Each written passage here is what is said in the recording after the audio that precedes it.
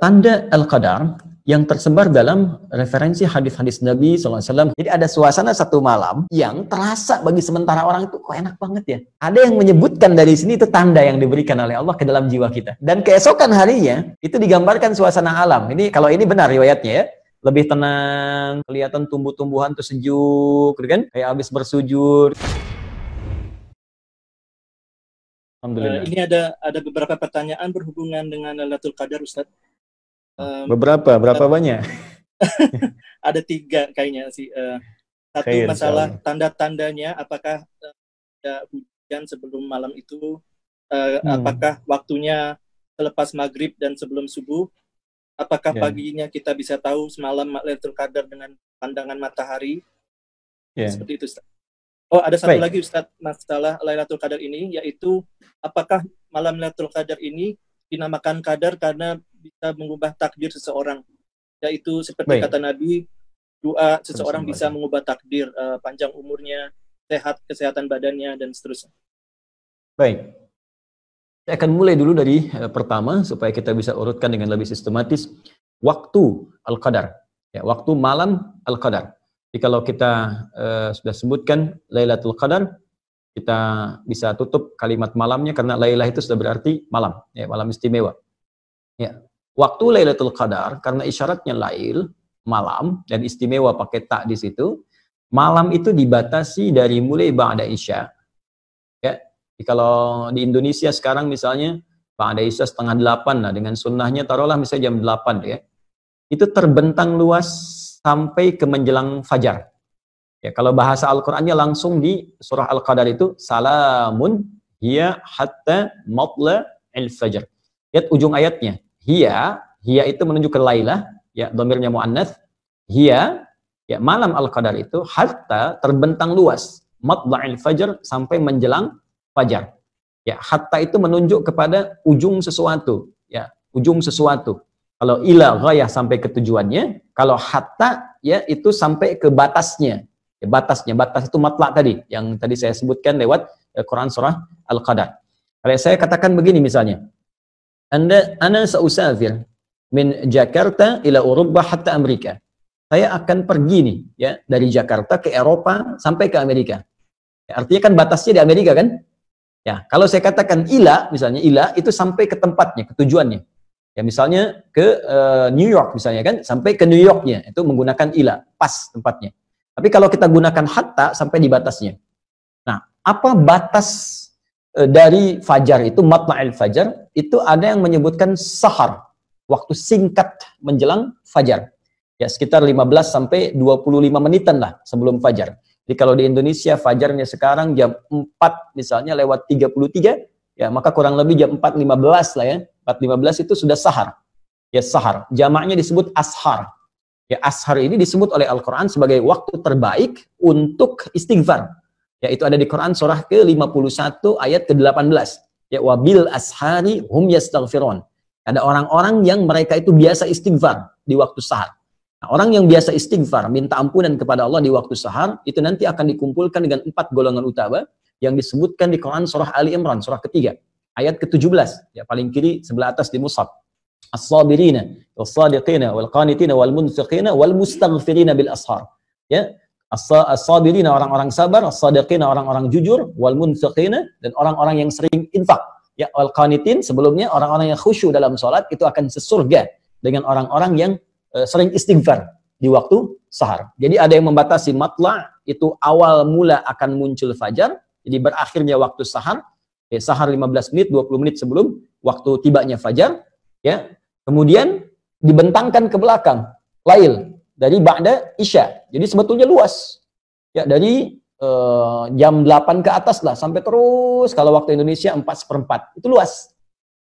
Tapi kalau Anda ingin mengambil esensi yang paling bagus saat-saat mustajab itu memang tengah malam.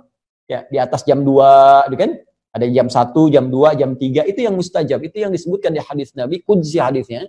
Dan golongan pertama yang menerima dari Nabi itu 30 orang sahabat utama. Hampir semua sahabat utama, Abu Bakar As-Siddiq, Umar bin Khattab, Utsman bin Affan, Ali bin Abi Thalib radhiyallahu alaihim jami'an, itu meriwayatkan hadis ini. Ya, sampai-sampai ada kalimat yang sangat indah gitu. Allah menyampaikan kepada hamba-hambanya, Siapa yang meminta, aku akan kabulkan. Ya, siapa memohon, aku berikan. Wa man istaghfara li ghafartulah. Siapa yang minta ampun, aku ampuni. Itu yang dikejar. Karena itu Nabi SAW, para sahabat, radhiyallahu alaihim, orang-orang soleh zaman-zaman dulu sampai ke sekarang itu menghidupkan malamnya, khususnya untuk mengejar puncak-puncaknya. Ya, di puncaknya lagi dikejar. Jadi dari ba'da Isya itu mereka terus baca Quran, ada yang sholat, nggak berhenti tuh rata-rata. Ada sebagian orang-orang, termasuk di masa sekarang, ya kita pada umumnya itu mengejar puncaknya saja. Di umumnya kan ba'da Isya, tarawih, istirahat kan, bangun lagi malamnya. Ya orang dulu itu banyak istirahat di siangnya. Sehingga malamnya bisa hidup sampai dengan ke ujungnya. Jadi kalau kita katakan kembali ke Al-Quran, ditanya, Ustadz, kapan waktu Al-Qadar itu, malam Al-Qadar tepatnya, kembalikan pada keterangan Al-Quran, terbentang dari malam itu, ya ma ba'dal Isya, dari setelah Isya itu sampai ke menjelang Fajar. Jadi kalau Anda ingin mendapat kesempatan luas dapat malam Al-Qadar, cara paling gampang adalah jangan tinggalkan malamnya. Ya, khususnya di 10 malam terakhir itu, usahakan tuh ada yang bangun aja. Ya, entah itu jam 10-nya, jam 12-nya, entah jam 1-nya, jam 2-nya, di sela-sela itu Anda usahakan ibadah. Ya, khususnya di ujung-ujung akhir itu. Dari fase jam 2 ke jam 3 ke jam 4 sesuai dengan waktu subuhnya masing-masing.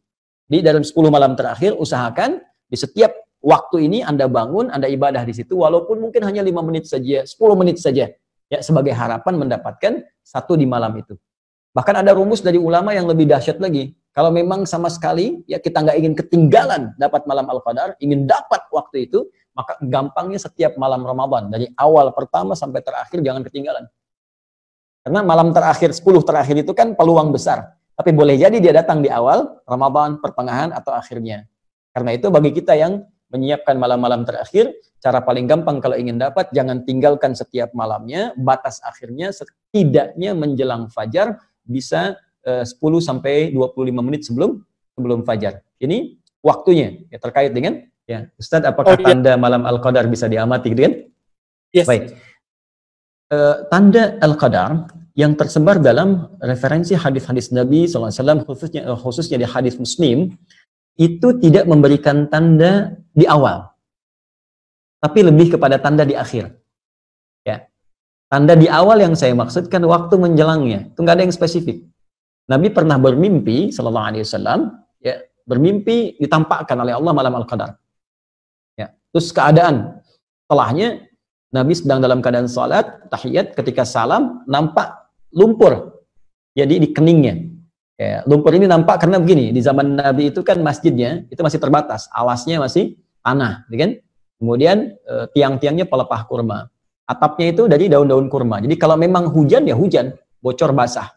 Nah, jadi ketika hujan itu basah, pasti orang sholat itu ini kotor, ya bagian atasnya kotor. Gitu. Kalau panas ya panas. Ada sebagian sahabat yang sampai menghamparkan kayak sapu tangan untuk bisa menahan panasnya saat sujud. Anda bisa bayangkan dalam kondisi seperti itu masih semangat menunaikan sholat. Ya, ini dalil kebolehan perempuan pakai mukena, walaupun ada sedikit ya yang menghalangi dengan keningnya. Ini bukan penghalang sebetulnya yang mukena itu. Ya, ini disampaikan dalam satu riwayat tadi yang sahabat menghamparkan semacam sapu tangan untuk bisa menjembatani dengan tanah. Ini diambil oleh para ulama kebolehan mukena, ya, walaupun akan lebih bagus kalau dibuka sehingga ini bisa nempel, tapi kalau tertutup tidak sengaja karena batas yang kecil, tidak ada masalah, termasuk kebolehan dalil menggunakan sajadah. Nah, poinnya ketika Nabi SAW bangun, itu oleh Allah dibuat gaib, dibuat lupa. Ya, waktunya kapan? Malam keberapakah? Apakah pertama, kedua, terakhir? Oleh Allah Subhanahu wa taala dibuat lupa. Tapi tanda itu masih nampak. Saya kata Nabi SAW itu tampak di kening saya itu ada lumpur. Nah, yang paling menarik, ketika ada satu waktu keesokan harinya, ya itu Nabi SAW sholat dengan sahabat subuh-subuh, begitu salam teman-teman, assalamualaikum warahmatullahi wabarakatuh, dan salam terlihatlah di kening Nabi itu ada lumpur. Maka sahabat baru menyadari, Allah tadi malam Al-Qadar ya. Tadi malam Al-Qadar, tadi malam Lailatul Qadar gitu kan. Nah, dari sini ada yang sebagian mengambil ya kesimpulan bahwa oh itu ditandai dengan hujan sebelumnya, ya kan? Tandai dengan apa? Tapi sesungguhnya nggak ada narasi seperti itu. Ya, narasi-narasi yang disampaikan tanda kebanyakan setelahnya. Ya, bisa ada hujan, bisa cuaca cerah, bisa jadi karena mungkin peristiwa spesifik pada zaman Nabi saja pada saat itu keadaannya mungkin hujan, ya. Boleh jadi di masa-masa yang berbeda mungkin tidak hujan. Ya, mungkin keadaannya nyaman, tenang. Nah, hanya ada digambarkan bahwa malam Paskah itu oleh Al-Quran disebutkan kalimatnya salam. Salam, tenang, damai. Nah, ini, jadi ada feel ya yang diberikan ke dalam perasaan kita. Jadi kata Allah tuh, feeling kita di hati tuh malam ini kok beda ya. Salamun. Lihat di surah Al-Qadar di ujung ayatnya. Salamun hiya hatta matla'il fajr. Salamun. Malam itu begitu tenang, damai. Jadi ada suasana satu malam yang terasa bagi sementara orang itu kok enak banget ya.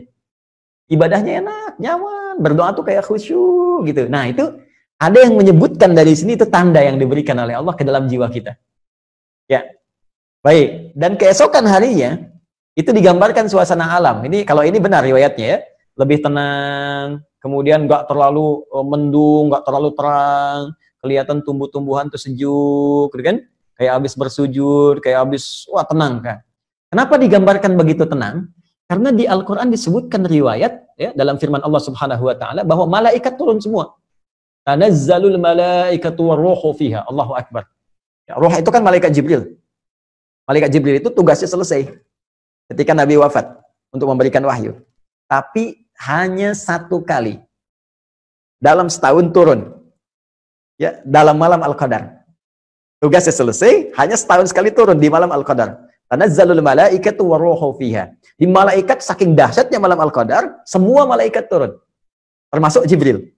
Ya, malaikat itu jamak dari kata malakun. Kalau malakun satu, ya, mahadza basyara, ya. In hadza illa malakun karim. Kata orang-orang sosialita yang kumpul di masa Nabi Yusuf, yang ini sih bukan manusia, ini malaikat yang nyamar jadi manusia. Satu orang malakun. Kalau banyak itu malaikat. Jadi saking padatnya bumi, itu malaikat turun. Saya punya bejana nih, ini kan kalau ini pot ya. Kalau ini saya kosongkan, teman-teman. Saya isi 1-2 kelereng. Saya goyang-goyang gini bunyi kan? Kan? Tapi kalau saya isi penuh kelerengnya. Semua sini. Saya goyang-goyang ini diam kan? Nggak ada suara. Nah, ini yang diisyaratkan oleh para ulama, saking turunnya banyak malaikat, padat keadaan bumi, sampai-sampai keadaan alam tuh begitu tenang. Berisik nggak ada, angin berisik tuh nggak ada. Ya, ribut-ribut nggak ada. Teduh, kenapa? Banyak malaikat yang turun. Nah, maka ada yang mengartikan kalau Anda di malam Ramadan terasa ada ketenangan tersendiri dan alam keadaan tenang, kayaknya sejuk, maka cepat bergegas untuk ibadah malamnya. Boleh jadi itu malam Al-Qadar.